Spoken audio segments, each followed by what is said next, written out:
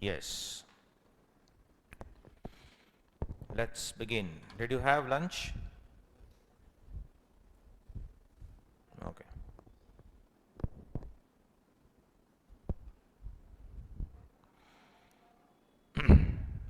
Yes, let's see. Rakshit? Okay, all done, no? Yeah. Okay, man. Thank you. You can leave, you can leave. Okay, guys. So, types of partnership firms we had discussed, all these things we had discussed.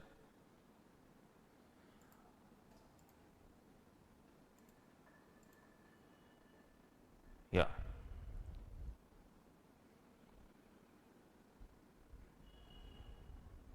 Actual partner is partner by agreement. Nominal partner, partner by name.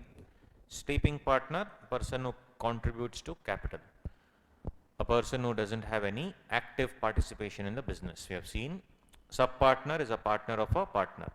And if you see this partnership at will was what? Two things are not there: determination, duration. As in, determination means how to end the partnership firm is not there, and the duration. Duration will be what? The time with which the partnership can continue. That is not there. So if you see, done. Minor can be admitted only for the benefits of partnership, and there is nothing called minor partner and all that, not possible. Incoming partner is admitted to a firm already in existence, and outgoing partner obviously is going out. Now, partner in profits only, we saw that that fellow will only take the profits of others' businesses, but his business he will not share profit, but he will obviously bear the loss also. We have seen that. Now, parting partner by holding out or estoppel is what we need to understand. Partner by holding out or estoppel.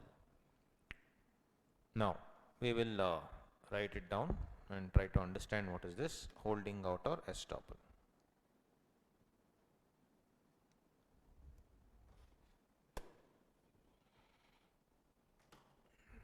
Yeah, okay.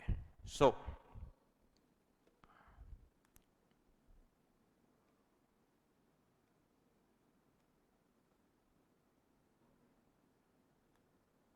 now let's take an example and then I'll come to that. Let us say, now let's take anybody else today. Let's take Dhruva, right?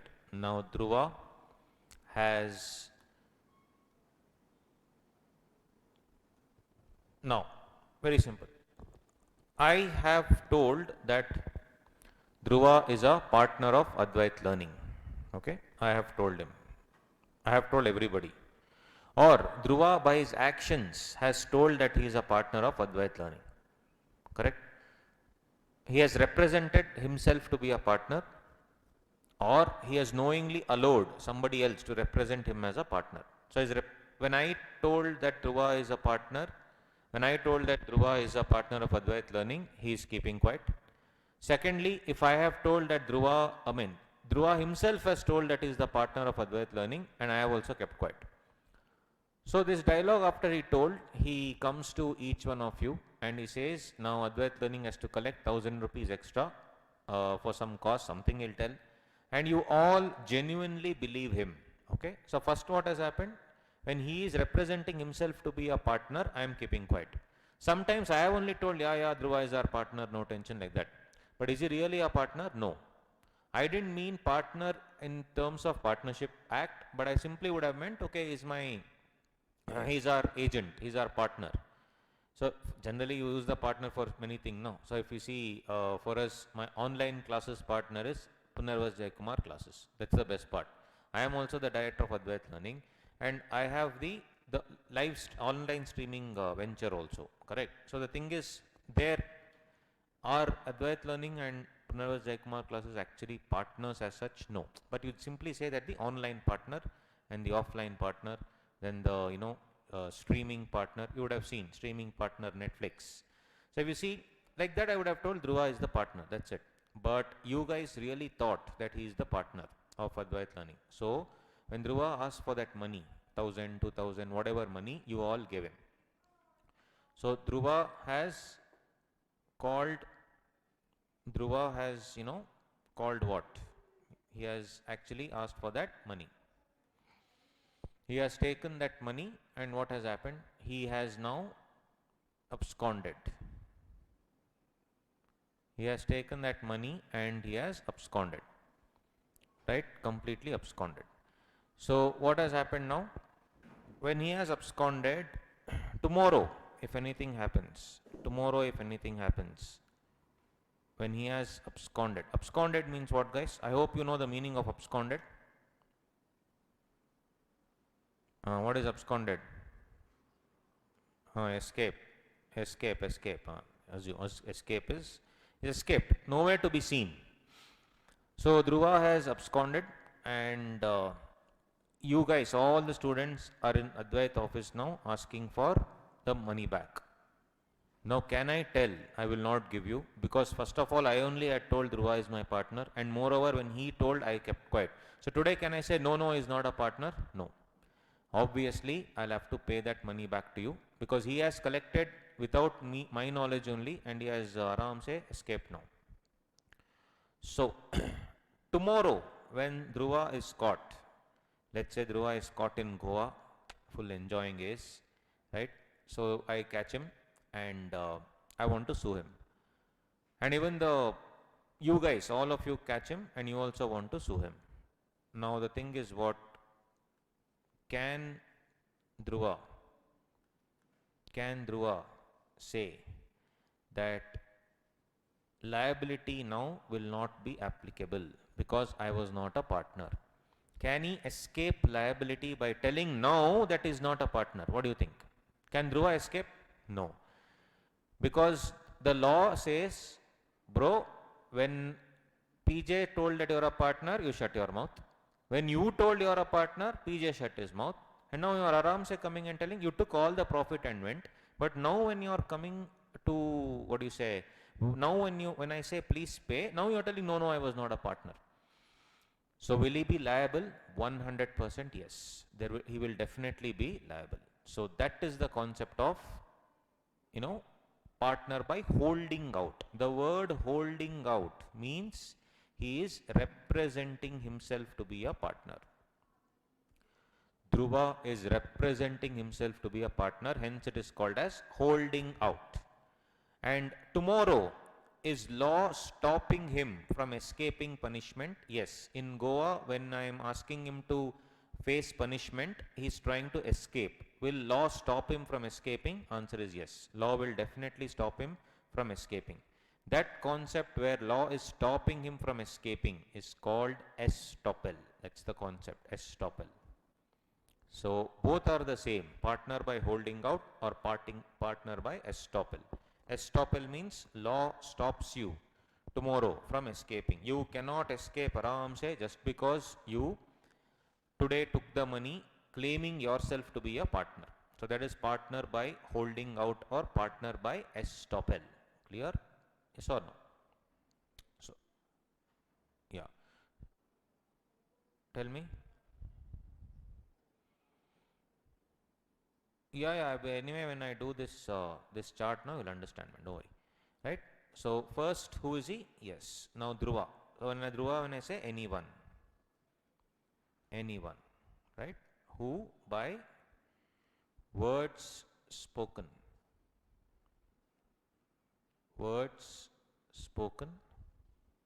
or words written, or by conduct. So what did I tell you? Dhruva has himself claimed to be a partner and I am silent. And through his conduct, he is thinking and is acting like he is a partner and I don't stop him.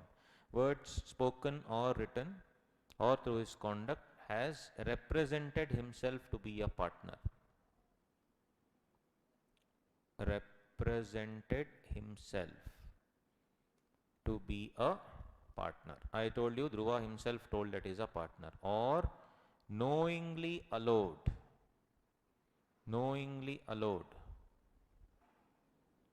someone else to represent him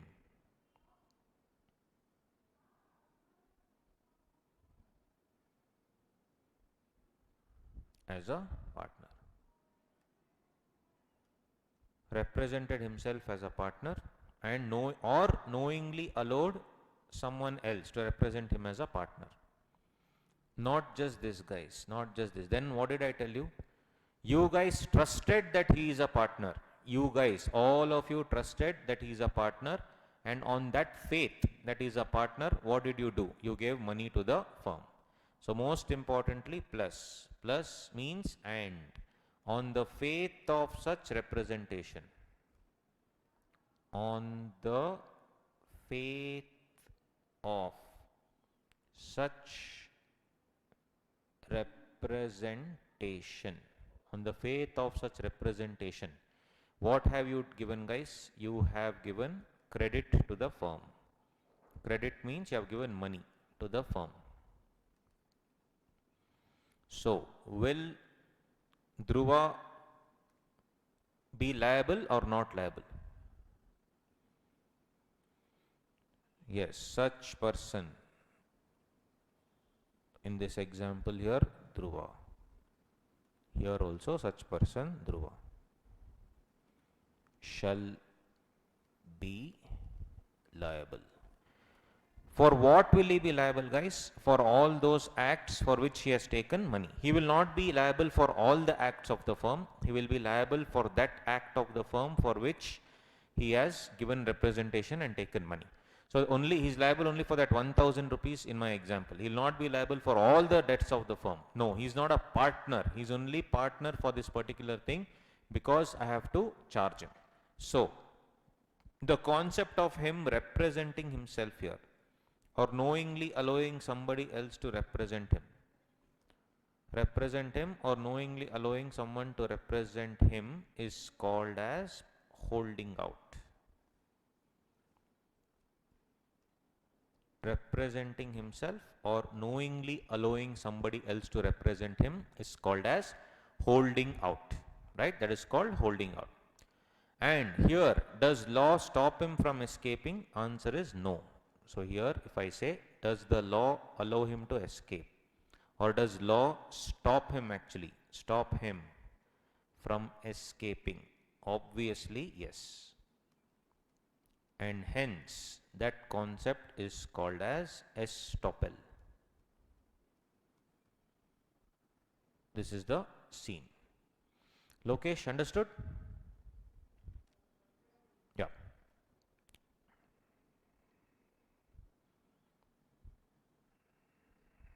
Yes, yes, yes. He will only be liable for that act for which he represents. So in my example, I told that he collected 1000 rupees from everybody. So will he be liable for all the what do you say, liabilities of the firm, or only 1000 bucks? Only 1000 bucks. Yes, yes, only 1000 rupees. So this is the concept of estoppel. Very, very simple. So if you see anyone, no problem, man. Anyone who by word spoken, written or conduct has done what? Has represented himself to be a partner, or knowingly allowed someone else to be represented, to represent him as a partner, and this is plus, on the faith of such representation has given credit to the firm, such person, that is Dhruva, will be liable only for those acts. What we have done here, friends, is actually open the Bayer Act, and if you see section 28, one of you on the group remind me to share all the Bayer Acts. I'll share. I have Gajini memory. By the time class gets over, I'll forget. So you please have to remind me. Download already, super. If you want me to share, share. Otherwise, you do a simple Google search, man, you'll get it. So if you see, holding out. So anyone who by word spoken or written. See, if you see, what we have done is purely the Bayer Act itself, right?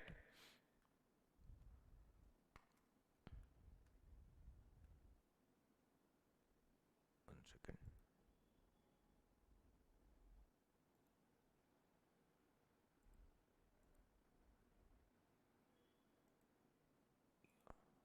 Okay. So if I see section 28,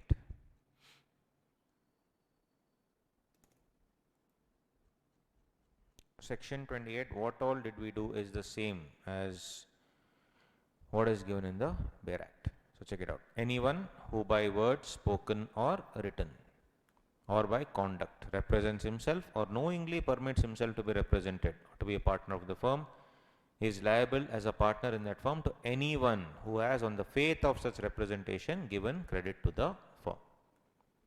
Correct? The other part you leave it, not relevant for you. Yes. So if you see, that's all guys. That is called partner by holding out. So in my example here, definitely Dhruva is liable only to that extent where he has given representation only to that extent. So one thing now, Dhruva now, since he says, sir, I am paying for losses also, I want profit also. Will he get profit share? Is he a partner? No. Correct? This is, law is making him a partner for punishment. So he's made a partner only to punish him. So Dhruva cannot claim share of profit.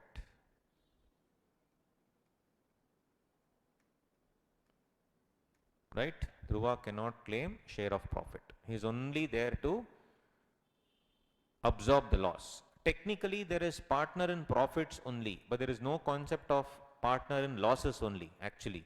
But partner by holding out is an indirect way of telling he is a partner by in losses only, because he has cheated everyone. He has cheated outsiders.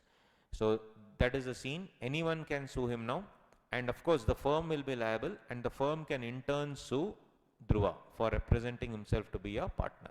This is the concept of partner by holding out. So here if you see point number H, it is also called partner by dash estoppel. That's it. So we did section 28. That's how you need to remember. Very, very simple. Partner by holding out, partner by estoppel.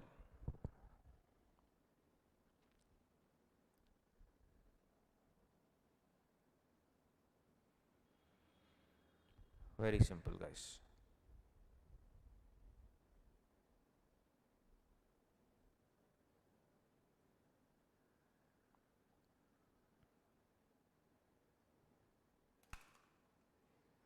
Next, done. Next, coming back to the rights and duties.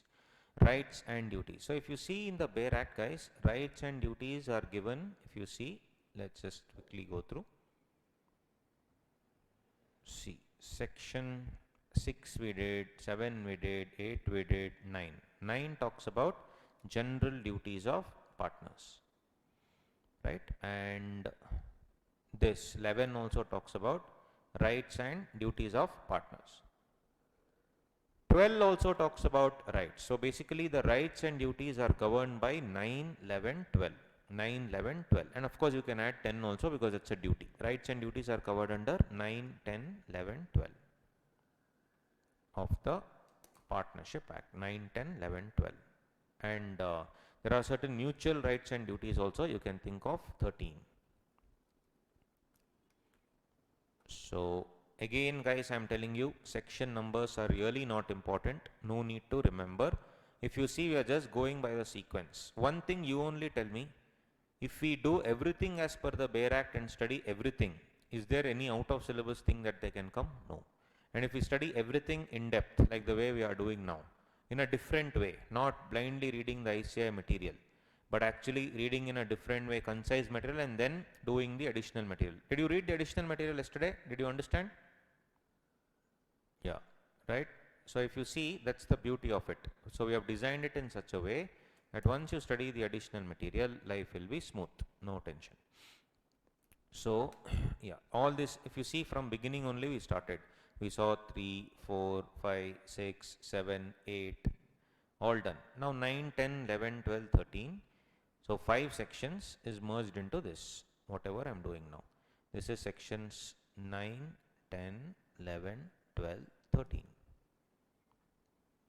So it's like, you know, it's put here in a way so that you will not forget anything. Very simple. All these things are there. Let's see. Let's start with a general duty here. Or generally rights and duties are governed how is the question. So let's see this section number 11. Determination of rights and duties. Tell me.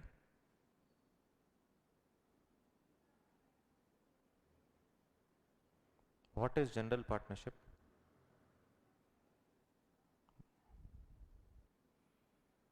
General business and all. It's the same, no man. General business also is the same. Normal partnership is also same. What are you asking? I didn't understand your question only. There is nothing called general partnership. General partnership is what? You have to tell me. I don't know what is general partnership. Huh? What is general partnership, man?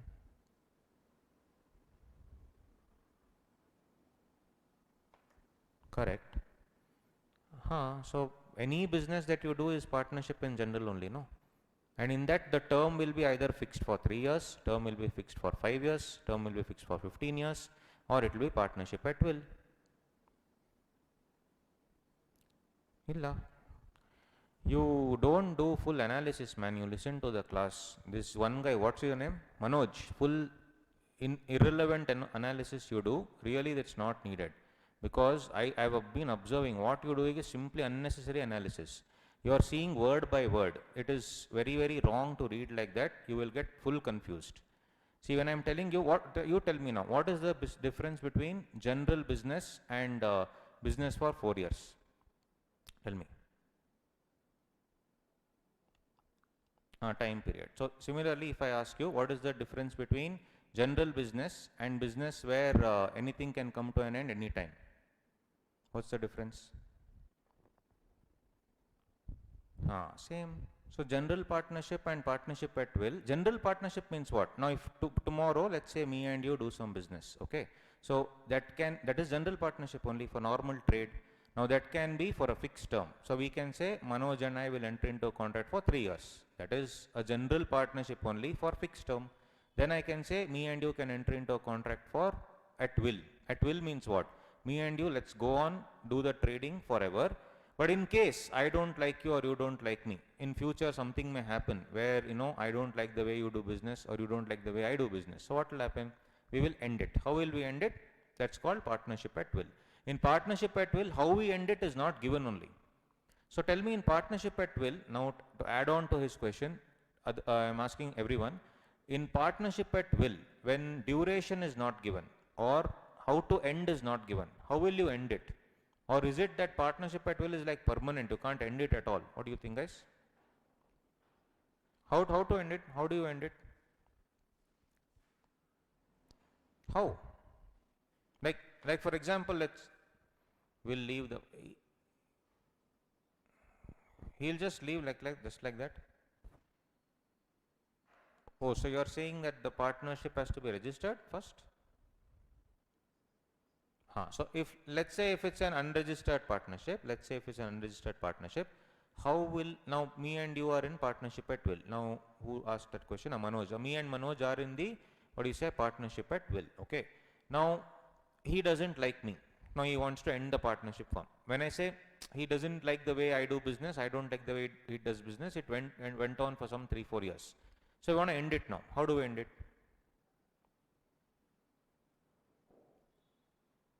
Close the account. So before closing the account, before taking my share, should I give him a notice? Yes.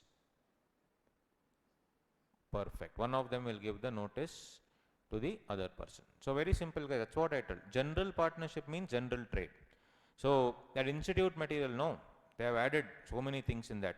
Don't read everything from the, what do you say, what it means, then it will create confusion. Because, and little bit use some common sense, because general partnership means what? For general trade, that's it. Now general trade can be for 2 years, 3 years, 5 years, 7 years, or it can be at will. Okay, that's there's no difference actually. It's actually general partnership is normal partnership. So there is no concept called general partnership, because they use the English word in general. So you can't call it general partnership. Okay. So I would strongly suggest you to stick to the notes here. If you deviate and see so many things, that is what's going to happen. Okay. Additional material, you just read to understand the concepts done here. Blindly follow whatever is being taught here. It is really going to help you make it very, very easy. Okay. Yes. Now moving ahead, guys, coming back to which section? 9. Section 9, check it out. General duties of partners. Partners are bound to carry on. Bound means what? It is their duty. Yes, compulsory. Partners are bound to carry on the business of the firm. So there are three general duties actually. One, I mean, obviously we need to highlight when you're reading the Bayer Act only, we'll come to know. Anyway, it's there in the notes, nothing to worry. To the greatest common advantage. Business of the firm to the greatest common advantage. Then to be just and faithful to each other. And third one, to render true accounts. Correct? Three things. Greatest common advantage. Second, just and faithful to each other. Third one, render true accounts. Greatest common advantage means what, guys? Greatest common advantage. What do you mean by this? Any idea? Greatest common advantage. See, these are the keywords. Tomorrow if they ask you, friends, 3 marks question or 2 marks question, what are the general duties of partnership? You need to write these 3 keywords or key sentences. GCA, the greatest common advantage. Second, just and faithful. Third one, render true accounts to others. Tell me, what do you mean by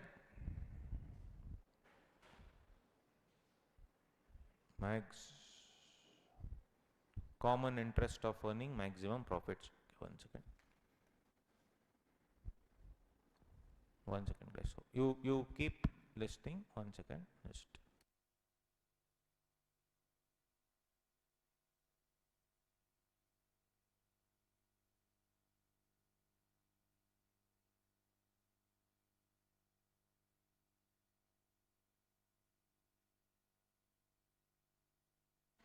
Alright, guys. So yeah, greatest common advantage means now I am good with, let's say, auditing. You are good with international taxation. One other partner is good with, what do you say, corporate consultancy. One more partner is good with insolvency proceedings. Now, I am also good with insolvency proceedings. He is also good with something. But when all of us are coming together, we should highlight our strengths. It should be pure teamwork and nothing else. Teamwork is the key. Ultimately, all that we do should be 100% hardcore teamwork. Teamwork, if it is not there, then it is a problem. So, teamwork is something that has to be there at the end of it. Right? So, greatest common advantage means what? What do you mean by greatest common advantage? Tell me, guys. I have given you the hint. Okay. Okay.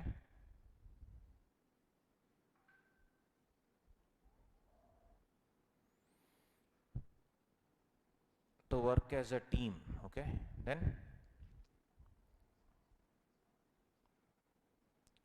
perfect. Use their skills for the maximum advantage, maximum potential. Yes. So each of us are good in our own thing. But if we come together, as one, then we can do laurels. I always believe that single you can't do much, but when you really come as a team, then you can, achieve wonders. So if I am good in auditing, I cannot make, so much money. If you are good in mergers and acquisitions, you can't make so much money. But what if all of us come together? If all of us come together, and then that will be something awesome. So when all of us are coming together and we are doing something, then things will really change. So that is exactly what I need to see in the Partnership Act. That is called greatest common advantage. And the common advantage, as you rightly said, is to make the profit, is to earn some profit. Then, just and faithful, just and faithful. Obviously, the entire concept of partnership is built on a foundation of trust. And along with trust, there has to be very, very high loyalty. If you are not loyal to your partner, or if you are not loyal, it's just like, even, for example, even in any relationship, a relationship between husband and wife, relationship between father and son, mother and son, mother and daughter, father and daughter, there has to be high element of trust and loyalty. So if that is not there, these things are not there, then the entire relationship and society will crumble. So that's the reason why loyalty is the key. So here I should be just and faithful to each other. Means anything that happens, the other partner should know. Complete transparency. If one partner hides from the other partner and does some deal so that he'll get some extra money, all that should not be done. And lastly, when anyone else asks for the accounts of the company, of the firm, accounts means whatever, the expenses, income, whatever it is. So true accounts and full information. True accounts and full information. So complete information has to be given. So complete information has to be given. Right? That's the thing, guys. Very, very simple. Render true accounts. Greatest common advantage, true and fair, and render true and final accounts. That's what it says. Full information. Exactly what has happened. If other partner comes and tells the other partner, please tell me what conversation you had with the third party, because tomorrow I also should know what exactly has happened. So if the other person completely tells fully and truly true accounts and complete information of all the things, then not only him, guys, to any partner, not only him but also his heir or legal representatives. Legal heir means what? When a person dies, the entire through will, it is transmitted to his legal heir. The legal representative will obviously be, if the legal heir is not there, through will, through an instrument of will, correct? You will obviously appoint a heir to the entire thing. Don't write HAR, dangerous it will be, correct? Or HARE. HARE is what? Rabbit. I mean, a species of rabbit. HAIR, you know, HAIR, legal heir. Though the pronunciation of all the three is almost the same, but here it is the heir to the throne, as you say, heir to the throne. Heir to the entire National Congress is now on Rahul Gandhi. You would have seen all these things like that. So if you see the will, through will, if it is transferred to somebody else, now through will, you can't make your son the partner, mind you, because partnership happens via agreement. But whatever the partner share can definitely be transferred to him. Similarly, whatever happened during his dad's time, mom's time, whoever was the partner, everything should be clearly given to whom? The legal heir or legal representative. So if they ask you the general duties, guys, again, section number not needed. You can blindly say what? Greatest common advantage, true and fair, render true accounts. Simple. Greatest common advantage, true and fair, and then render true accounts. All these three things you can keep in mind. That's it. Right? And yeah, cool. Now do one thing. You just see this. Just read on your own only this. Then we will explain. Read. I want you to start reading the Baer Act slowly. Even if you don't understand anything, it's absolutely fine. But I would like you to read. Right?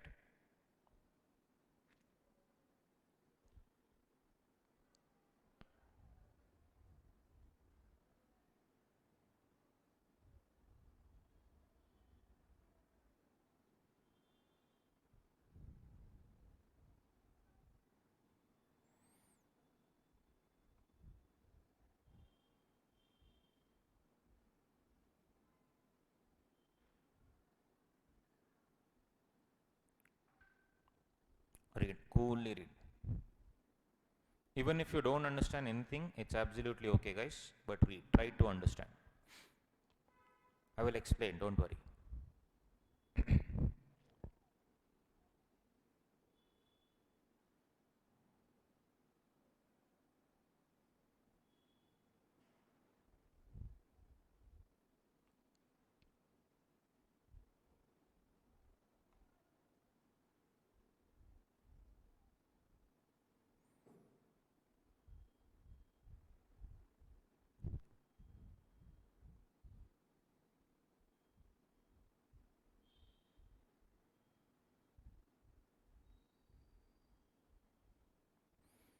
Chalo guys, subject that we'll see what it is. Mutual rights and duties of the partners of a firm may be determined by a contract. Here determined means what? Ascertained. Determined is not termination. Don't get confused. That determination is a different one. Here ascertained. How will you fix? How will you fix the rights and duties? The mutual rights and duties of the partners may be fixed by whom? May be fixed by a contract. So they are trying to tell the rights and duties of a partnership are fixed by a contract and nothing else. Means contract is nothing but partnership deed. So who will fix the mutual rights and liabilities? It is the partnership deed. And as such, contract may be expressed or may be implied by a course of dealing. Express means what? It is written in the partnership deed. Implied means what? It is understood. It is understood by a course of dealing. Now, one thing I want to tell you guys, in India, how is law framed? In India, how is law framed? Any idea? Tell me.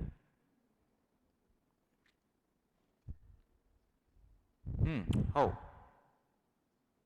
First is what? First is? No. I'm just asking, not that. I'm asking the sources of law. Sources of law. I'm not asking how it is passed. I explained it goes to Rajya Sabha, Lok Sabha, or not that. I'm asking sources. Okay, let me rephrase my question. What are the sources of law? Sources.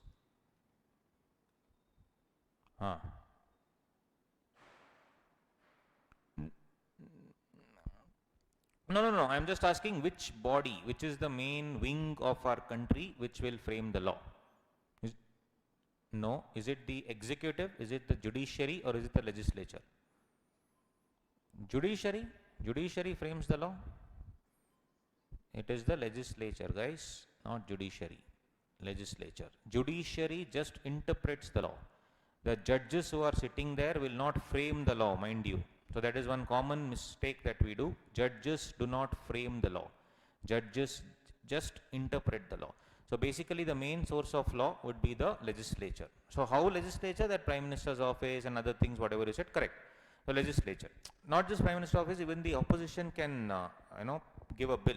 So anyone can launch a bill. Anybody can, the ruling government or the opposition government, anybody can definitely give a bill because of which you can go ahead with it. So sources of law would be the legislature, no doubt about it. And one more source would be something called as judicial precedent. Judicial precedent means what? Something which was not done before. Something which was not done before. Like, for example, in the Nirbhaya rape case, 16-year-old kid committed that crime. Of all the crimes that were committed, the most heinous crime was committed by the 16-year-old guy, right? So one is the legislature, the other one is the judicial precedent. So in the judicial precedent, what happens? That 16-year-old is the guy who committed. So the judge said, boss, I have to make a criminal offense out of him and I want to jail him. But unfortunately, he's not a major. So they said, first time ever, I am requesting an urgent system where they change the law and make even 16-year-old equal to 18-year-old. So that is the time, first time ever they changed the law whereby they said even a 16-year-old guy, 16-year-old kid, if he commits a crime which is so barbaric or so heinous that we need to now convert it into a criminal offense, proper criminal offense, it can be done. So that happened here. Then you remember in Delhi and other places, there were a lot of kidnappings, there were a lot of rapes, etc. happening because of the, in moving cars, right? So because of the tinted glasses, 100% tinted glasses. So the government decided that this tinted glass has to be removed. So if you remember, around 7-8 years ago, a rule came where at least 60% tinted glass should be removed. So basically the transparency should be 60%, only 40% can be covered by tinted glass. So all these are actually observations by the court, and because of those observations there have been laws. So if you see, one is definitely the legislature and the second one of course is the judicial precedent. Judicial precedent. Third one is what? Third one is the legislature, second is judicial precedent. Third one, guys, tell me one thing. Today, let's say you want to visit a temple. Can you go to the temple with your slippers on? Now I'll ask a better question. Why? Why?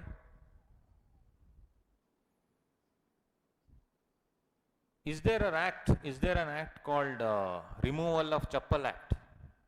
Is it there? Huh? Hindu Temple Removal of Chappal Act, 1953. Is it like that? Any Chappal Act is there? No. In the mosque, I have visited a couple of mosques as well. In the mosque also, you should leave your slippers out. In this thing, however, in the church, some churches allow you to walk in with the slippers on, and some churches allow you to, obviously, do not allow you to go inside. Now, why?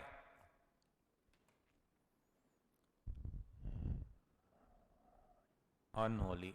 Okay. In some places, for example, in Subramanya and in this Dharmasthala and all, you have to go like full Salman Khan. Why? Yes, correct. So what I am asking, friends, is that also a law? Kind of. So tomorrow, if I can go aram se chappal on and Bermuda and all I'm wearing and going. If you see in the Buddhist monasteries across the world, you have to cover up your entire body, right? There are two different things in Dharmasthala and Subramanya. Full Salman Khan. But in the same time, if you go to other places like Buddhist monasteries and all that, there you have to cover full. You can't go in shorts and all that. So in this in Malaysia and in what is that place? Bali, Tibet, in all these places, Nepal, all that. If you go to Tibetan monasteries, obviously there you cannot just go where however you want. Even in Hong Kong, many places, you cannot go wherever however you want. You can't do it. There is obviously a decorum. So basically, is that also a law? Is the question. So if I ask you, I mean, if I go one step ahead, think about all these things. If I go one step ahead, and if I say,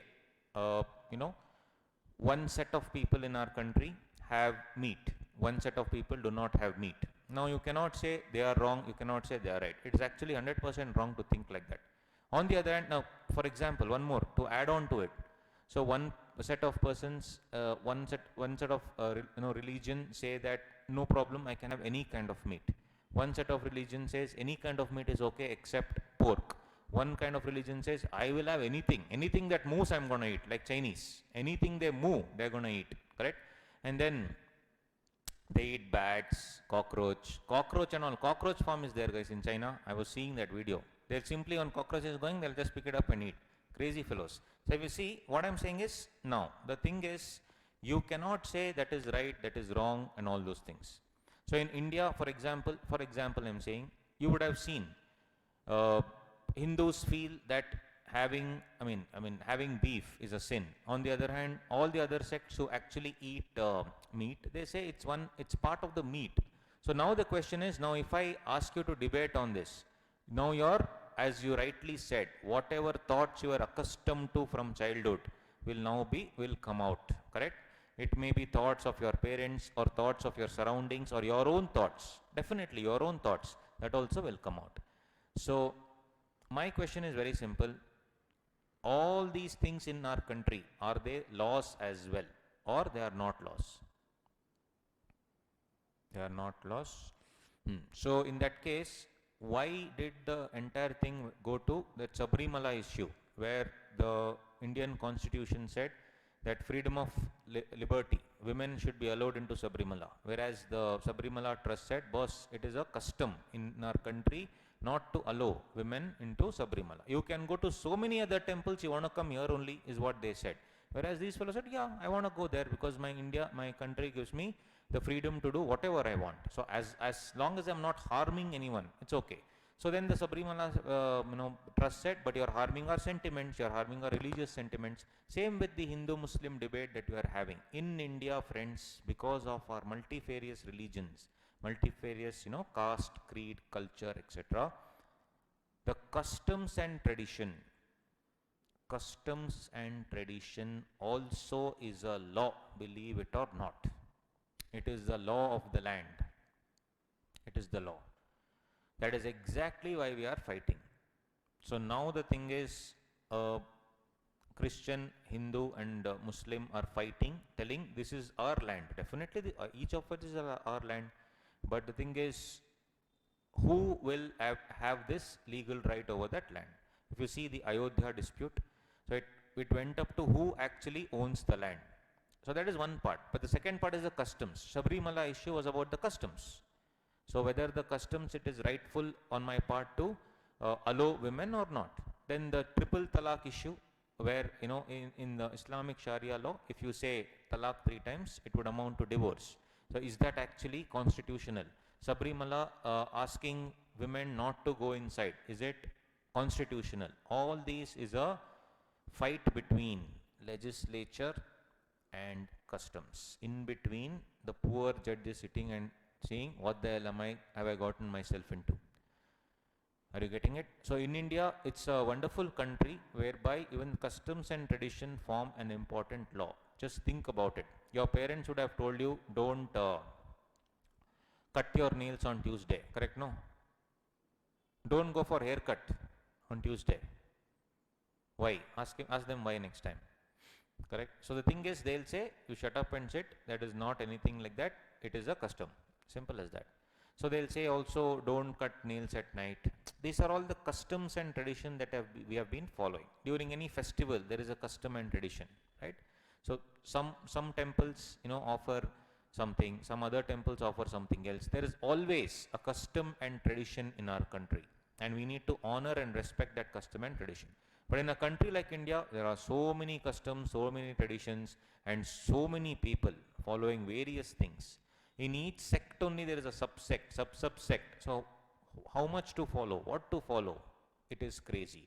That is exactly why we are different, but yet we are all the same. But one thing, friends, we may fight like this, all these things, but when something happens which will ask for the country to stand up and ensure that country is protected, if you remember, all of us will stand up. Now today, if China declares war on India, we will not give a damn whether we are Hindu, Muslim, Christian. We will all unite and we will fight. Yes or no?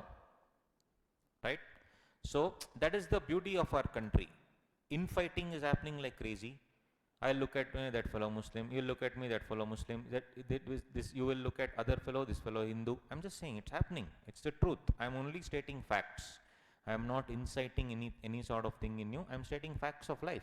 So you need to understand that. But the moment something happens, these Chinese fellows will come and say, I will do this. Pakistani fellows will come and say, I will kill you. Then we will not see caste, creed, religion, nothing. Then we'll become one. So here, customs and tradition in our country is such a wonderful thing. Our amazing, diverse country. That is called unity in diversity. And of course, diversity as well in the entire unity. So if you see, yes, that is a law. Customs and tradition is a law, as simple as that. So if something you are customarily following, it is a law. Now then the fight happens between legislature and customs. What is constitutional, what is not constitutional, that fight happens, as simple as that, right? And also the government of the land also can change these regulations from time to time. So if you see, beef is banned in Gujarat and especially Maharashtra. So that is the government of that land. But Karnataka government, it is not. So you can't say Maharashtra is wrong, Karnataka is wrong, Maharashtra is right, Karnataka is right. All that will be your opinion, friends, but it is not the law. Your opinion is different from the law, right?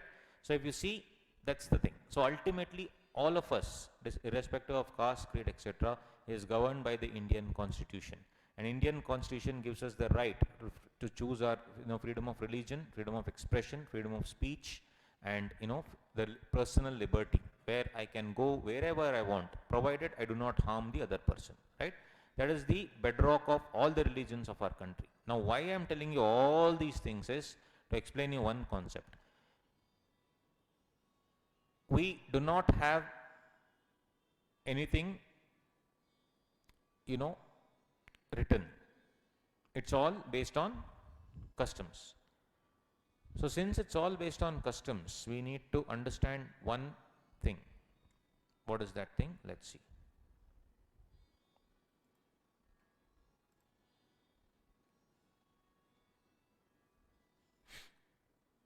See here. Maybe express or maybe a course of dealing.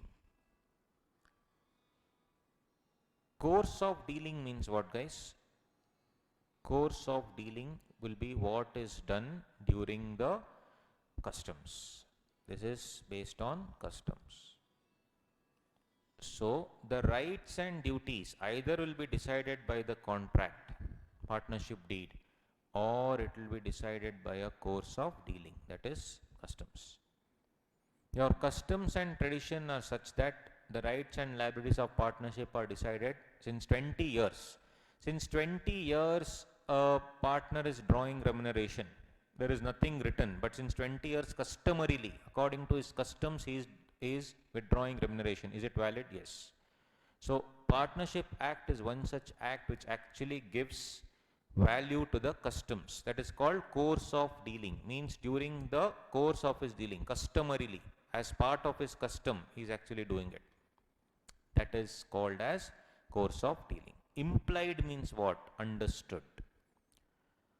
So this all these things, but it starts with one line. See guys, if that is the scene, no, who is supreme? Law is supreme or customs?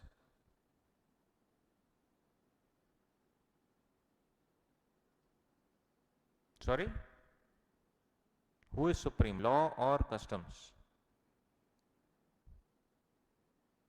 So law is not supreme. You can break the law aram se.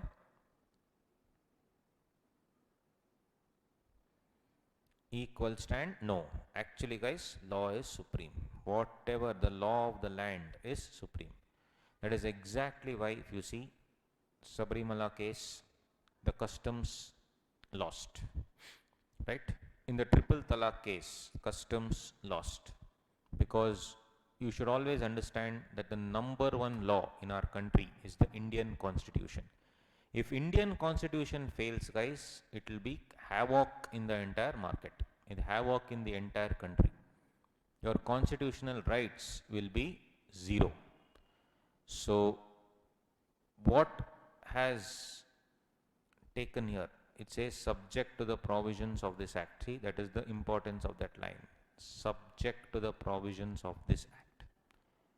They are saying, boss, you use your normal customs and all that, okay, but please ensure it is well within the parameters set by the act. When I say subject means, it's a star mark, star. Star means what? Conditions apply. What conditions apply? Act will apply. If act allows you not to do certain things, you will not do those things. Just because act is silent, if act is silent, then you please do. But if the act, for example, through a course of dealing, customarily, you have been paying 10% to some rowdy fellow in partnership. Hafta they call it, no? Rowdy. Rowdy comes, you will pay him 10% every year as part of custom. Does law allow you to do this, guys? Tell me. No. So who will apply now? Law or custom? Obviously law. That's the beauty of this line, subject to the provisions of this act. This is how you need to read the law, right? If you understood, great. If you didn't understand, no problem. Do not worry. I just wanted to tell you how to read the law. You still have CA inter with me. You still have CA final. That time you will understand each and every line. At this level, it is not needed to go so much in depth. But as I told you, we at Advaita are different. And if you follow this methodology, not only will you really score well in law, honestly, but also you will understand how to read the law. Tomorrow, nobody will come to you and say, please tell me the journal entry for bad debts. No one will ask you. For that, accountants are there. They will come and ask you, sir, this line I am not understanding. Can you please explain? That is what they'll ask you. And for you to, whatever I told now for 20 minutes, if you write that down in a piece of paper and sign on it, right? That will be your opinion, and for your opinion you will be paid lakhs of rupees. Your one signature, you can get lakhs and lakhs of rupees, friends, right? So that is why it is very, very important to understand the law like that. I will not sit and study everything like that, is not needed for you, but I just want you to understand how to read the law. Just 3 lines. I took some half an hour to explain just 3 lines. And you come to CA final, no, it will be like that. Like today, I did 5 lines for 4 hours. Today morning, just 5 lines for 4 hours. Students were like, when will it get over? I like, chill. Tomorrow to be continued. That's what I told them. Then they all ran away. I took at 6:30 to almost 10:15 I took. Just 5 lines. The entire 4 hours only 5 lines, right? Brilliant it was. So if you see, that's the thing. So what I am trying to tell is subject to the provisions of this act. So ultimately whenever I see this line, no, subject to the provisions of the act, which obviously means act is supreme. The law will always be supreme. Nobody is above the law. Even the lawmaker is not above the law. Let's say I am the lawmaker. I write the law today. I write the law saying that anybody who is not wearing helmet will be fined 500 rupees. I write the law, close it, then I'm going then I like, anyway my house is here only, who will wear the helmet? So aram se I'm going without the helmet. Mama will be waiting. You know, mama suddenly from nowhere he jumps. Mama jumps and mama says 500. Can I say I am the lawmaker? How dare you ask me? Can I say that? No. Law applies to each and every citizen of our country, friends. That is what they are trying to tell. Now, ultimately what they are trying to tell is the rights and duties will be clearly written down in the partnership deed. If I want to change the partnership deed, if I want to change the rights and duties will be anything. I mean, who will work more, who will be the working partner, who will be the sleeping partner, everything for that matter. What would be the profit share? Do I have a right to take remuneration? Do I have a right to take share of profit? All these things. Now tell me guys, what would you think it would be? If for example, I want to change the partnership deed, some terms and conditions. A, B, C, D, 4 partners are there. All should agree or majority should agree. How does it work? Why should all agree? Yes, each person is a part of the firm. That is the reason why all should agree. Now, did you read the act or you simply told on your own? That is using common sense. Common sense is nothing but law only actually. Law is nothing but common sense. Common sense is nothing but law. If you see, such contract may be varied by consent of all the partners. See here given all the partners. And that consent also may be expressed or may be implied by a course of dealing. So you either can sit across the table, discuss and then pass the, all should agree and then thereby close the deal. Or if no one raises any objection and the things go smooth, it is by a course of dealing they have already agreed to any change. So change can either be through passing the resolution or it can be otherwise. So such contract may be varied by consent of all the partners. Now in the exam they can give you one more word for all. What is it? Any idea?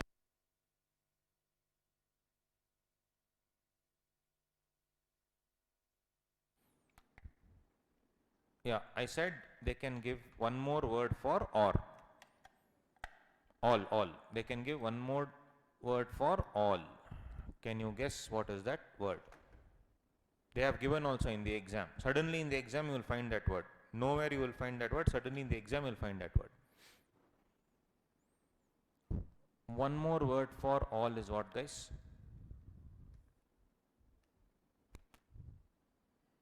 Everyone know something more? No. All. Yes, check it out. This is called unanimous resolution. Have you heard of this word? Unanimous. Uni is called single. Animus means mind or heart. Uni means single and animus means mind or heart. So it's as if, though there are 4 partners, it is as if there is a single mind and a single heart. Unanimous. Uni, single, mind, heart. So unanimous resolution is such that it's as if I am doing a single mind and a single heart. Means what? Though there are 4 people, it's as if one mind is only speaking, which means what? Everyone is agreeing. So uni is single, animus is mind or heart, right? Now, this word, for example, if you want to say that somebody is very generous, right? Normal, if you say somebody is very generous, it's okay. But one thing, friends, one thing, whether we like it or not, English is something, the knowledge of English is something that we need to have. So you need to know, you need to have a very good vocabulary. So your vocabulary has to be strong. Sir, I don't know English. It's absolutely fine. Can I build it? No. 100% yes. Right? So slowly and steadily you can understand the language. So heart or mind is what? Animus. Right? If I say someone is generous, have you heard that someone you say that he's a very large-hearted person? When I say large-hearted person, does it mean his heart size is large? His heart is double XL. Will you tell like that? No. What is this large-hearted person? It means heart again is animus. So that doesn't mean you call him large animus and all that. So what is generous person? So you've had the this thing, ice cream, Magnum ice cream you've had. Yeah, it's that what is that? Chocobar only double XL, big one. So, and also, what does a magnifying glass do?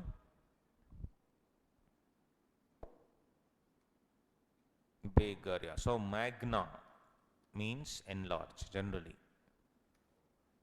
Magna means enlarge. So, if you see magna plus animus, magnanimous. Magna plus animus is magnanimous. Means what? Animus is heart or mind, or here in this case heart. Magna is large. So a large-hearted person, friends, is called a magnanimous person. See, if you understand the, what do you say, the signs of these words, it becomes very, very simple. Just an example I gave you. Then this guy, what's his name? Mahendra Singh Dhoni. Today is his birthday, no? Mahendra Singh Dhoni is one guy. If there are 16 balls needed, 16 balls and 6 runs needed, expression will be the same. If it is 16 runs of 6 balls, still his expression will be the same. Have you ever seen him getting excited or getting very low? His expression is always the same, correct, no? Yeah. So again, animus is mind. His mind and his heart will always be equal. There's no wavering. Always equal. It's like a, if you see when a person dies, that line goes kink, beep, which means that person no expression. So like that, same here also. Mahendra Singh Dhoni is a person who doesn't show his emotion, and such people are called equanimous. Why? Animus is heart or mind. Equa means equal. Can you say Virat Kohli is equanimous? No way. One small thing, that's all, he'll shout, he'll scream. But if you see, both are different attitude, both are hugely successful players. So if you see, I'm not saying Virat Kohli is wrong, I'm not saying Dhoni is wrong, no way. So both are the same, both are different. Both are the same in terms of the success, but both are different in terms of the attitude and the way they carry themselves. So if you see, equanimous. So you cannot call Virat Kohli equanimous. So friends, what I am trying to tell is, see, one word animus and you have figured out 3 different words today. So English is actually easy, provided you break down. Just like I break down the Bayer Act, the law into Bayer Act analogy and Bayer Act analysis. Even any English word also, we need to break down using this thing. And if you want to be a successful chartered accountant, let me tell you, your vocabulary and your comprehension skills must be very good. Otherwise, it's very difficult for you to succeed in CA. So work on it. Every day, one word you need to figure out, you need to learn. It's very easy. Similarly, animus is mind. So some people are very small-minded, no? Like you would have seen your relatives, your neighbors and all, sometimes some people are very small-minded. So they don't have, like for example, if you go out late at night, they'll look at you as if you're doing some, mistake. Have you faced any of those things? You guys keep going out and all that. Have you faced? Relatives and neighbors and all those. Small-mindedness. Cheap mentality, small-mindedness. So again, see, animus is mind or heart. You can't use it for everything. I'm just saying animus is mind or heart. Small-mindedness is called pusillanimous. Pusillanimous. So pusillanimous, sorry, is a person who has very small, narrow-minded vision. See, one word, animus, so many things we did. And you see, magna is obviously, Meghna and all don't tell, guys, Magna. Magna is any Meghna in the house? No, there's no Meghna. Okay, so Magna is what? Enlarged. So Magna Carta, you would have seen that encyclopedia, Magna Carta. Magnum opus, you would have heard that, or you would have heard magnifying glass, all those things. So if you see like that, you need to remember. Anyway, so why I'm telling you all this, guys, that if you want to just improve your vocabulary, I would suggest something for you, because I would strongly suggest that you actually improve your vocabulary, because I've been interacting with you guys and I'm seeing that if you do not know the meaning of royalty and all that, no, it is high alert time now. You guys have to improve your English. It's okay, guys, it's okay, no problem. If you don't know the meanings of certain words, it's absolutely okay.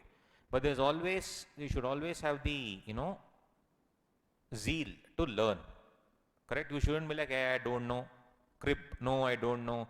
What is there? No, it's okay. Now is the time to learn, right? Everyone can learn. So I would suggest a book. It's just some, if I'm not wrong, 99 rupees or maybe maximum 150 rupees. That's it. That's it. So it's called Word Power Made Easy. So please buy that book. Word Power Made Easy. You can go check on Amazon. I'm sure you'll get it. It's by a person called Norman Lewis. It is a red color book. Just 99 bucks to 150 or maximum 200. That also doubt. I think it's 99 if I'm not wrong. That's all, guys. 99 rupees can't you spend. Trust me, solve this book. Solve. No reading. Solve. This is a book that changed my life in terms of vocabulary and all those things, right? I did it when I was in your age. Yes, second PUC was over. Then I joined first BCom. Then the same age, imagine. So your age, I solved this book. Even today I have it in my drawer, right? In my showcase, I have this book. So this book will teach you something called as etymology. Etymology, don't tell, etymology, right? So etymology is what? Etymology is what? It is the science of words. So what that Norman Lewis has done is broken down each of these things into small words like animus, and then he has given you various things. So whatever I am told now, all that I learned from there. I learned it when? Years ago. Today I still remember. I haven't even touched that book after that day. I have solved it with such dedication that this is the scene, right? So guys, please solve this book. It will really help you change your life. Red color book it is. There are various books, higher level and all that. Don't buy, just buy the red color version. Each of you should buy and each of you should solve. No reading, solving. 1-2 pages a day you solve, that's fine. They'll give you the exercises and there are so many things in there. I've forgotten few of it, but most of it I remember. So this will help you understand language in a different way. And whether you like it or not, you will have to be good in English, in comprehending the language. Very, very important. Whether you like it or not, guys, you will say Jai Karnataka and all that. Yes, I agree. But ultimately in the main examination, you have to write in English. And also to clients, you have to converse in English. And the law you have to read in English. When everything is in English, you need to have a strong vocabulary. So please buy this book. It's an extra gyan I am giving, but it will help you in your life forever. You can trust me on that. It's okay if you forget me, I really don't care, but you will not forget the words that you learned in these books, right? So please buy that. Since our subject is both law and English put together, this is very relevant for you. In English, there are so many things called Prezi writing. Anyway, Ritu ma'am will start taking, you'll come to know. So there are a lot of things called Prezi writing, that, this and all those things. So it's very difficult, guys, if you don't know how to build a strong vocabulary.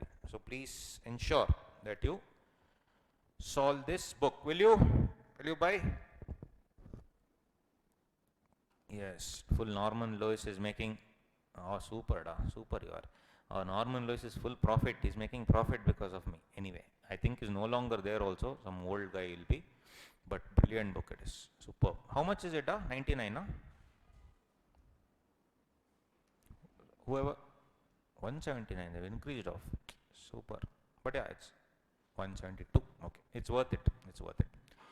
Yes, guys. So what I'm saying is such contract may be varied by the consent of all partners. Means what? All means unanimous. Now you will never forget. Unanimous means all. So tomorrow you can say that, hey, what is the general, opinion? So unanimously we have declared, rather than telling all of us told, everyone told. We need to be certain, we need to be stylish. Tomorrow you will be meeting clients who cannot speak English. You should be able to speak to them. Tomorrow you'll be meeting clients who speak normal English like you and me. So we need to be able to speak to them. Tomorrow you will meet those high society, high class people. They call themselves high class. What I'm trying to do, this rich class, foreign bred universities, university educated fellows who will come and talk to you. Then you should be able to match. Not the accent. Don't put a fake accent and all that. But what I'm saying is, when they are telling something, you should know what they're asking. You shouldn't be like, what the hell is he speaking? First let me understand what he's speaking, then I'll see what is the question. No, that will be horrible, guys. So if you want to be different than any other chartered accountant, first of all you have to join Advait, which you have already done. Second is what? You need to do something more. And that something more you will get here only. And that something more is this analysis that you are having and the other things, right? So that is the scene. So you'll obviously learn more when quant starts. So you'll learn all the magic tricks in calculator. Chinmay sir will teach you in the calculator all magic tricks. So he'll teach you like to get something into something into something, minus into minus plus in 2 seconds. Just have to do some 2-3 things and you're done. So all that you will learn, guys, no worries. So you will be slightly better than many other people. Okay, that's all. Always be one step ahead, otherwise you will be doomed. So such contract may be varied by consent of all. That's it. Very simple. Now this part we will see later. This you will not understand now, later. So basically, friends, summarize. The rights and duties of the contract are decided by the partnership deed. But it can also be decided by, in an express manner or an implied manner, by a course of dealing. But everything is under the fabric, or everything is under the 4 walls of the act. Act is supreme. And you, my dear friend, has to master the act. If you master the act, you will be an amazing chartered accountant. And anything that can come, you will be taking it head on. And you will obviously be different. You will be something more than what the other chartered accountants will be. And there is the deal. If you are something more, you will win. If you are not something more, doomed. Simple. So if you see, section 11 is that. Now if I come back to this, general duties already discussed, GCA, just and faithful, render true accounts. Then this part is also duty to indemnify. You see here, this duty to indemnify for loss caused by fraud. Now I am a partner in the partnership firm. All of you are there. Okay, let's say Abdul, Abhiram, Adarsh, Akash, Bharat, Deepak, Dhruva, all you fellows, so many are there. Everyone is a partner. Okay. Now I commit fraud. Because of me, the entire firm has to suffer. Who is liable? One for all for one. So to the outside party, who has to pay? Everybody has to pay, no choice. One for all for one. That's the dangerous part. However, friends, can all of you put together sue me because I committed the fraud? Yes or no? Can you sue me? Yes, you can sue me. So that concept, can you claim compensation from me for actually putting a black mark on the firm and for putting a black mark on everybody concerned? Answer is yes. That concept is called indemnify. Indemnify means compensate. Compensate. Every partner shall indemnify means what? Every partner shall compensate the firm for any loss caused to it by his fraud in the conduct of the business of the firm. Every partner, sleeping partner, nominal partner, active partner, whichever partner, every partner shall indemnify means shall compensate the firm for any loss caused to the firm by his fraud. So every partner who is guilty by his fraud has to compensate the other partners during the conduct of the business of the firm. That is the second point. Very, very simple here. Duty to indemnify the loss caused by the firm. Then if you see section 12, section 12 talks about the general conduct of business. How will the business go on? General conduct. First one. Every partner has a right to take part in the conduct of the business.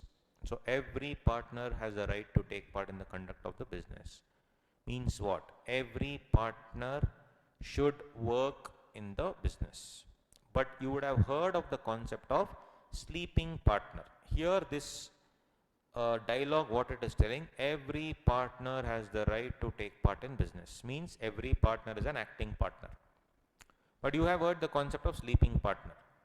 You have already heard the concept of sleeping partner, but now I am telling every partner should be active partner. How can you appoint sleeping partner then, guys? Any idea?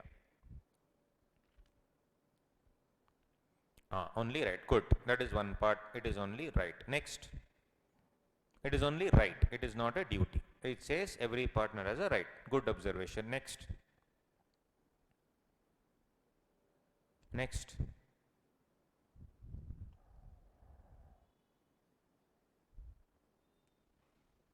It's upon the partner. Okay, fine. So if you see,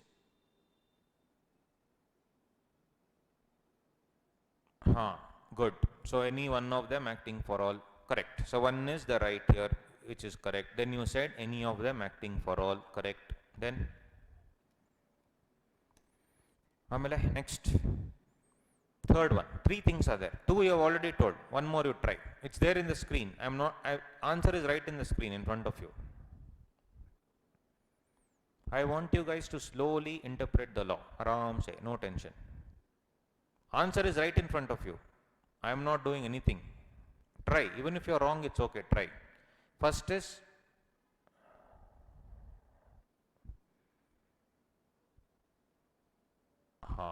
okay. See, subject to the contract. But what you told was slightly different. Let me rephrase. But good. At least you saw what it is. So three things, guys. One, you have written it's only a right, correct. Second, you have written any of them acting for all, 100% correct. Third one, it says subject to the contract between the partners. Means what? This line is there. No, every partner right to take part in the business. Then one star. The moment I say subject to, it means star. Star means conditions apply. Means what? This entire section is subject to a contract. And what is this conditions apply? Go to the deed. Go to the deed. So how do I interpret, guys? Very, very simple. If anything says subject to contract, no? It means when some line is given, it means it's star. When it starts off with the line subject to the contract and then one line is given and it says star, correct? No. What do we say? It means first, very simple. When a star is given, first it means go to the partnership deed. When I say contract, it is nothing but go to the partnership deed. Go to the P deed, partnership deed. Second, in the partnership deed, follow the partnership deed, whatever they have given. Third one, if partnership deed is silent, only then follow the act. I told you act is supreme. I am 100% right. But in the act only they have given one line called subject to contract. Act is delegating the power to the partnership deed. Act is delegating the power to the partnership deed. So what they are saying, go to the partnership deed first. Please follow blindly partnership deed. If partnership deed is silent, then come to me. If partnership deed is silent, then come to me. Got it? So that's the thing. Go to the partnership deed, follow the partnership deed. Partnership deed is silent, then follow the act. Are we clear on this? Yes or no? So if you see here, guys, again, I'll open that. Every partner has a right to take part in the conduct of the business, subject to the contract. Means what? This is star. First go to the deed. If deed says A is a working partner, B is a sleeping partner, C is a sleeping partner, D is a working partner. Blindly follow the partnership deed. If partnership deed is silent, then every partner will be called as a working partner. That's why he has a right, and that right he will exercise. Every partner will be called as a active partner, working partner, right? Every partner will be called as a active partner or a working partner. But if you want to insert who will be not working or working partners, then you have to insert their names in the partnership deed. So here section 12 will not apply first, contract will apply. So every section, friends, I need to search for that line, subject to contract, subject to contract, subject to contract, like that. Tell me one thing, can I say the partner need not work for the greatest common advantage? The partner need not give the true and fair accounts because everything is subject to the contract. Is it right or wrong? Wrong, because you see here in section 9, where is the line subject to the contract? It's not there. When act does not give the power to the contract, contract cannot come and tell I will apply. It's very, very simple. Act is supreme. Act is supreme. Act is supreme at the end of the day. Have you ever ridden a car or a bike with your father or your mother? Yes. Ultimately, first what he does, he'll take control. He or she will take control. They will ride, and then they will allow you. Like when I was a kid, my dad used to use the brake and accelerator. I used to do the steering. Correct? Now, think of you as that small kid. Think of the dad as the act. Think of you as the section. So the act first controls everything, steering wheel, brake, accelerator, everything. But when the act feels like giving, act gives power to the section and says, okay, you do, no problem. You do it, okay.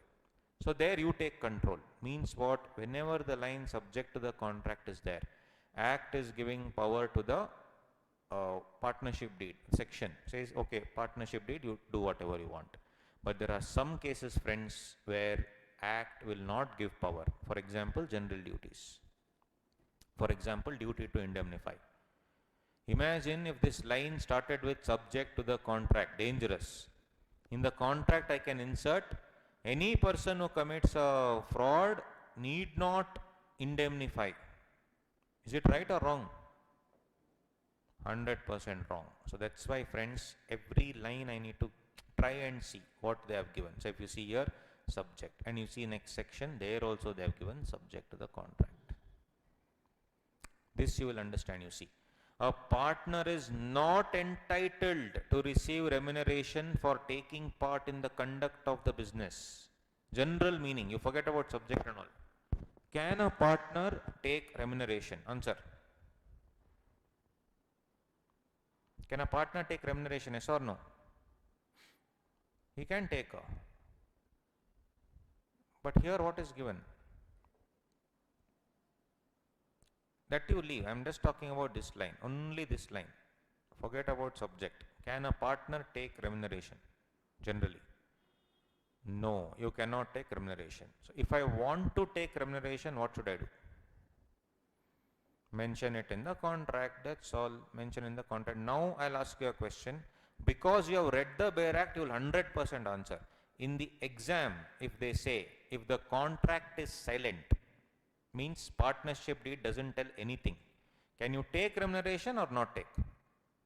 Not take. That's all. That's all. If you had mugged up and gone, you will forget. But if you have read the Bare Act, you will never forget. Trust me. Right?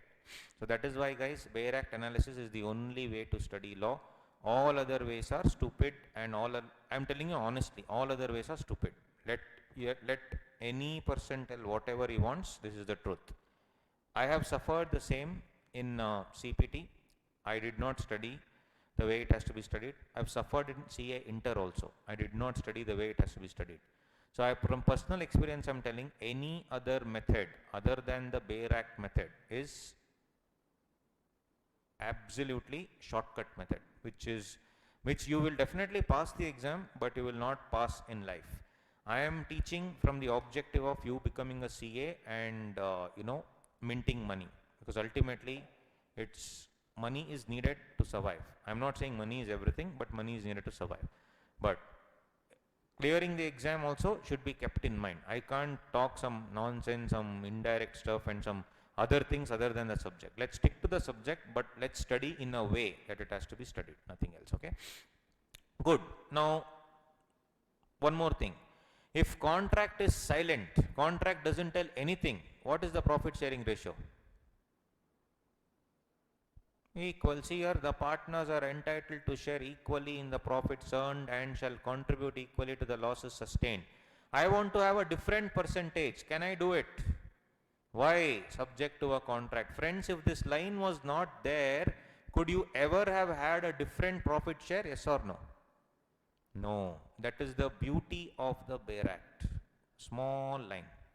Subject to the contract. In the exam now, when nothing is given about whether the contract is silent or not silent, nothing is given, what will you assume?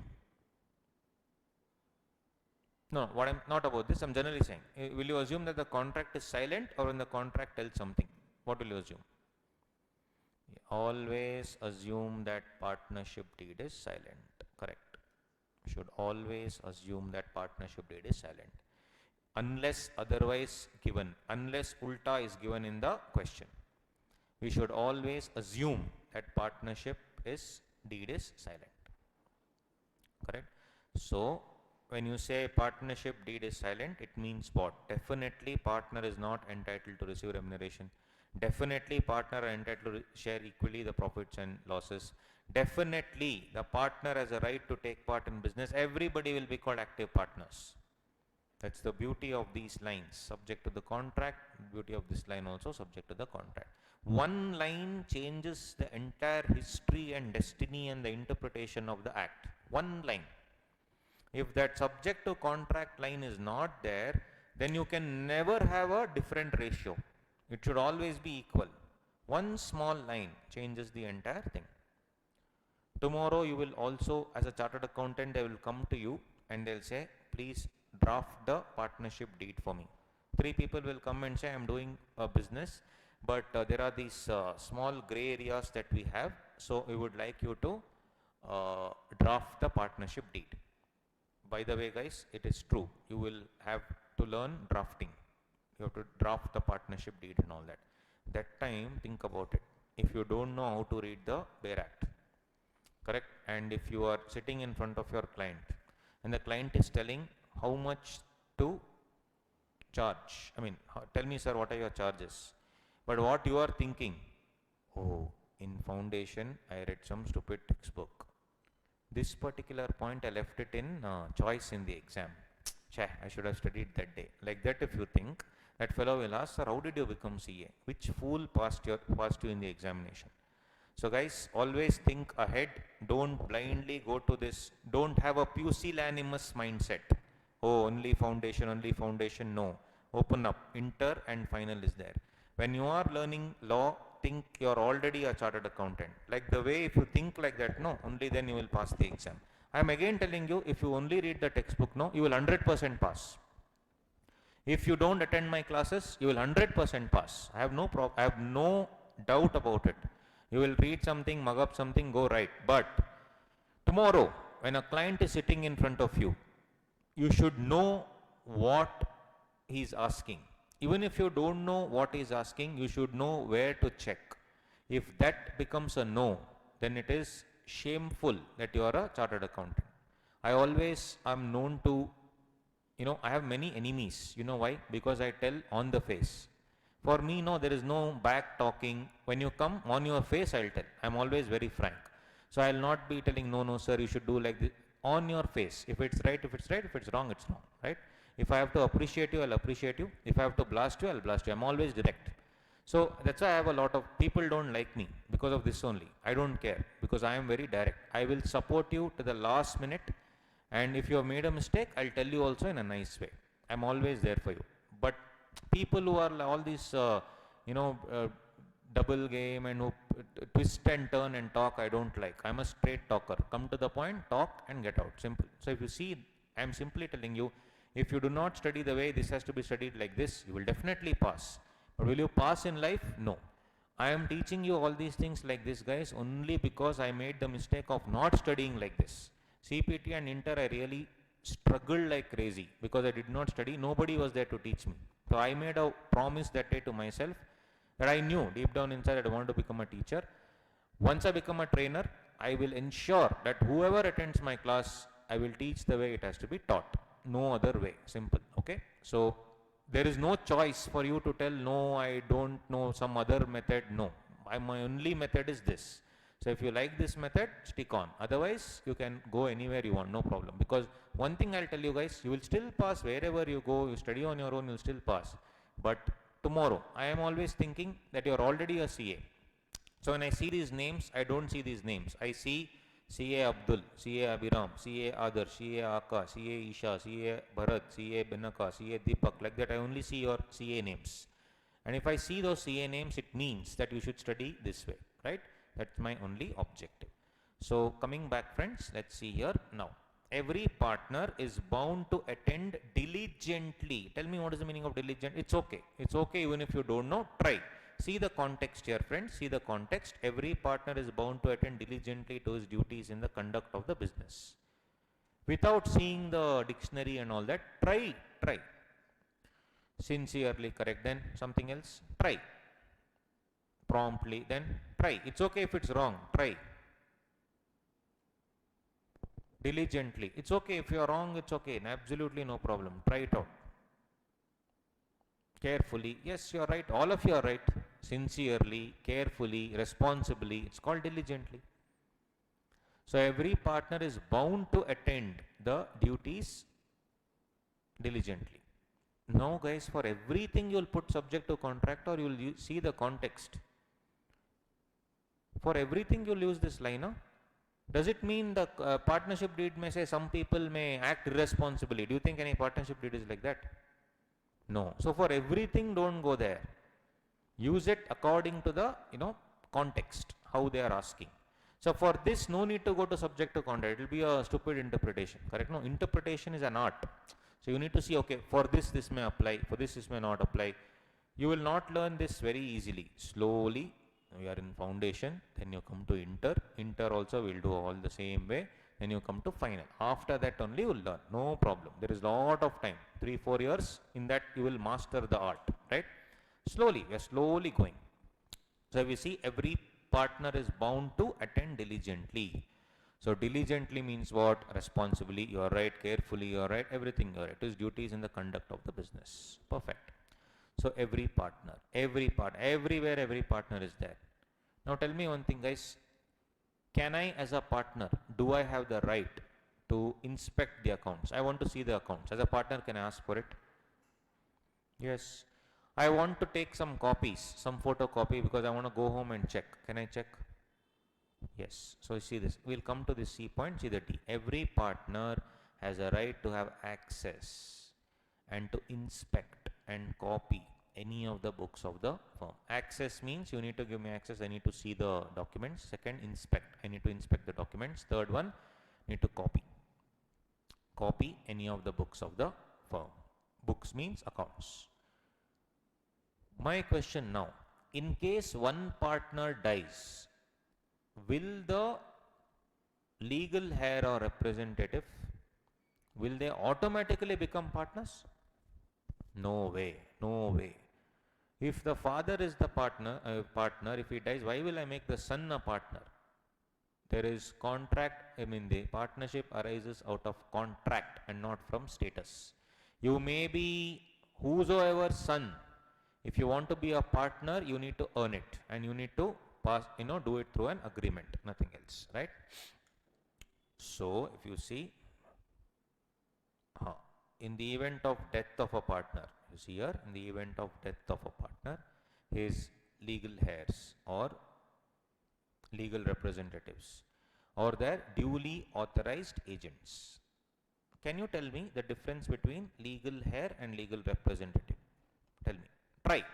Legal heir and legal representative.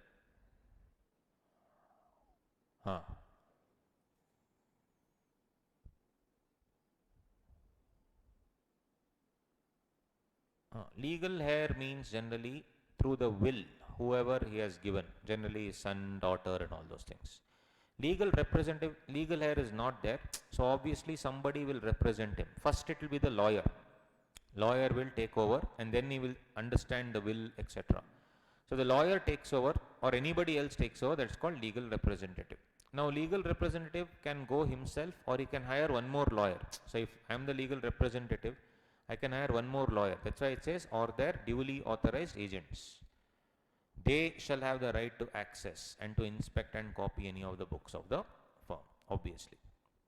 Now, we are Advait Learning, assume it's a partnership firm, now it's a company, right? It's a partnership firm, assume, and we are in the business of torturing students and we get money for torturing students. Now the thing is very simple. If I want to, let's say, add one more branch in Jayanagar. Now we have a branch in Malleshwaram, we want to add a branch in Jayanagar. According to you, it is an ordinary matter of business or is it something very, very special? Ordinary matters. Let's say you have books, 20 books, I want to now, or 20, 40 books, I want to order some 10 books extra.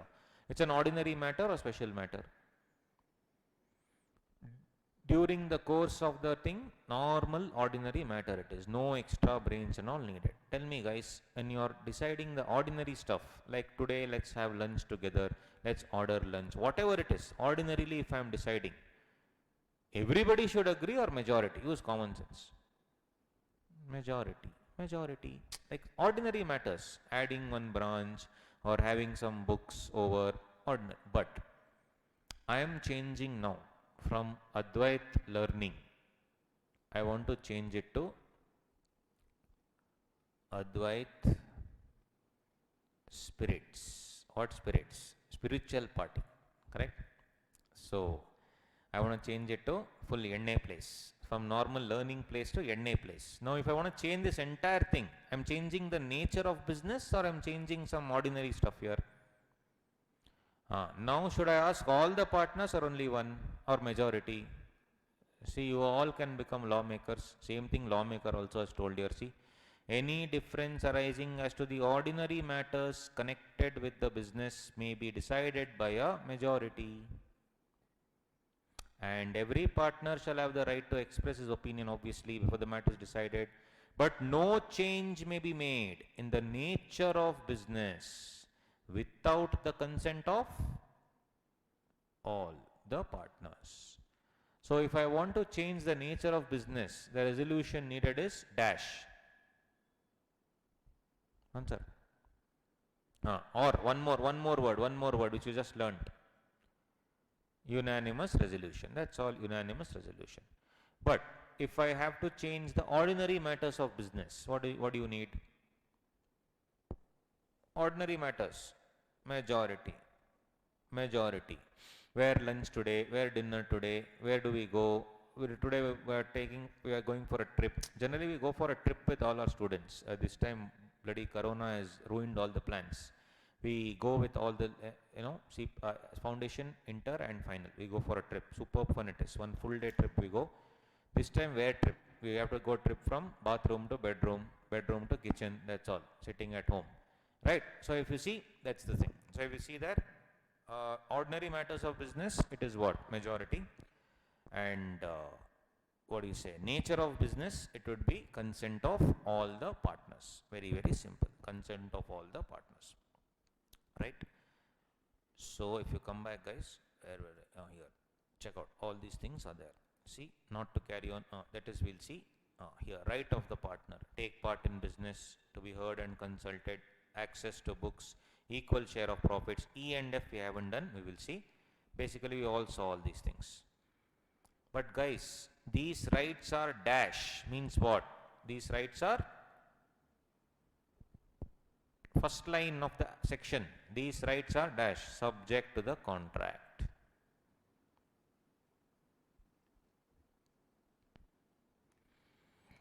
These rights are subject to the contract. That is, these rights will apply if the agreement is dash. Silent. Yes, these rights will apply if the agreement is silent.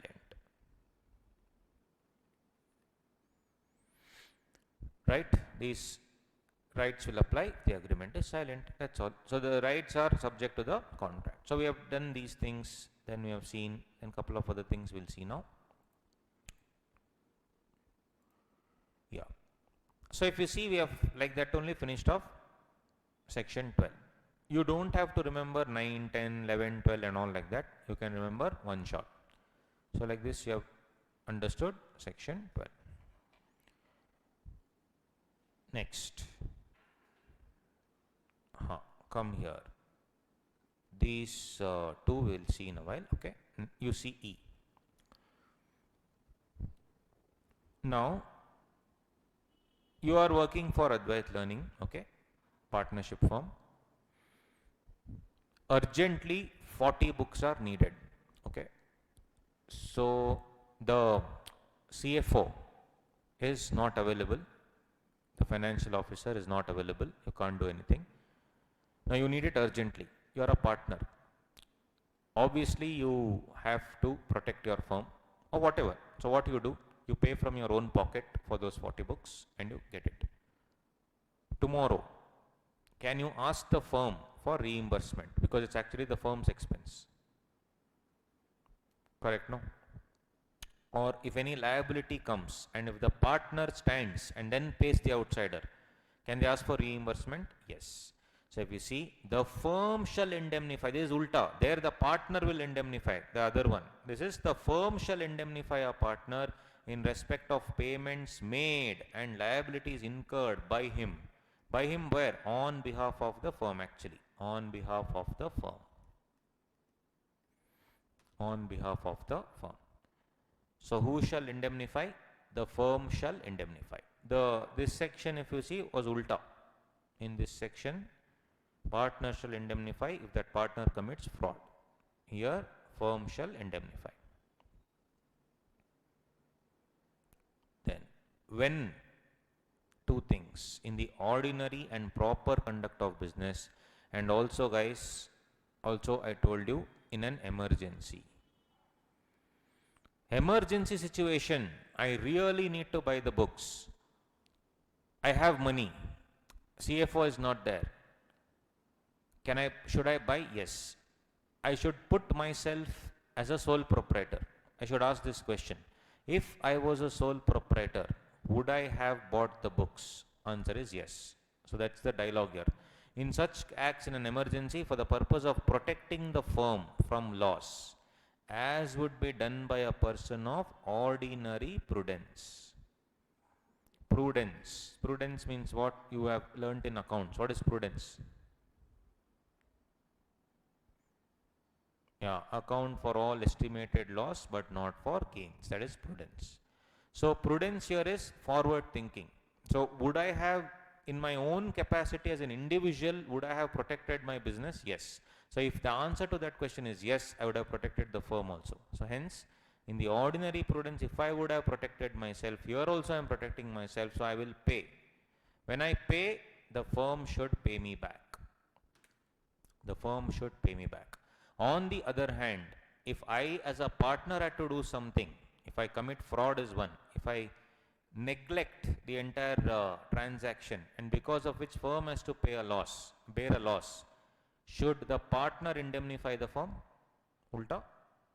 Yes, that's the next line. Partner shall indemnify the firm for any loss caused to it. It means the firm by his willful neglect in the conduct of the business of the firm. Here the word used is willful neglect. Here the word is fraud. Correct? Fraud. Fraud and willful neglect. Willful neglect is your attitude of, not being responsible and doing it on purpose, doing it knowing what consequences will be. But fraud is something much beyond. So you and I cannot decide that. Who will decide what is fraud and what is willful neglect? The court. When it goes to court, court will say you are committed fraud under that section, or they'll say you have committed willful neglect under this section. Whatever the case may be, guys, should you indemnify? Yes. Indemnification is mandatory. Clear? Yes. So if you see, where did it go? Those are the things that are there, guys. Here also you see, to act diligently, not to claim remuneration, contribute to firm losses, indemnify for loss due to willful neglect and stuff. HI and here EF. We will have to see it tomorrow. So we shall stop here. Okay. Today's what do you say, homework, again go to the additional material, aram se go through the rights and duties of partner.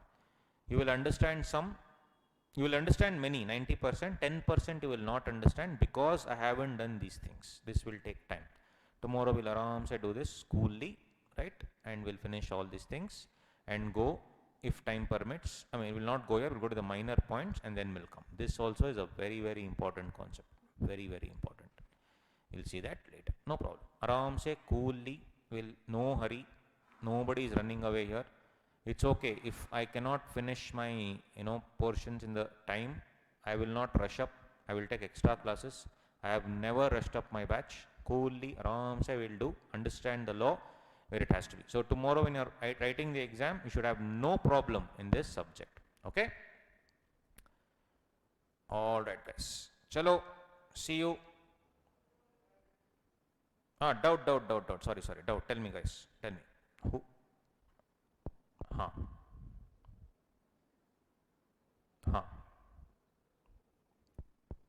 Tell me. Which page, da? Tell me the page number, no? 129. I'm going to 224. Okay.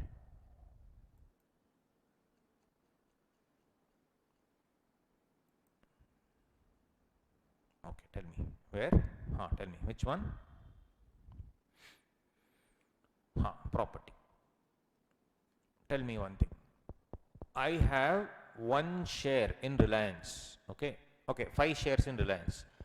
Reliance is it's now trading at some 1,700 or something. So I have 5 shares. So how much? Some 7,000, 8,000 rupees I have invested in Reliance. Can I walk into Reliance where Mukesh Ambani is sitting and tell, Macha Mukesh, you are sitting on my chair because that chair you bought using my money. That chair is 8,000 rupees. I saw in National Market, same chair, 8,000 rupees. You are the, I want to sit on it, it's mine. When you have opted for share, you have purchased shares of the company, is that property of the company yours or the company's? Company's. So the property of the company, is it separate from the members or is it belongs to the members? What do you think? Separate. And what can I receive for investing 7,000 rupees in Reliance? Only dividend. So if you see, its property is separate from that of the members who can receive it back only in the form of dividends.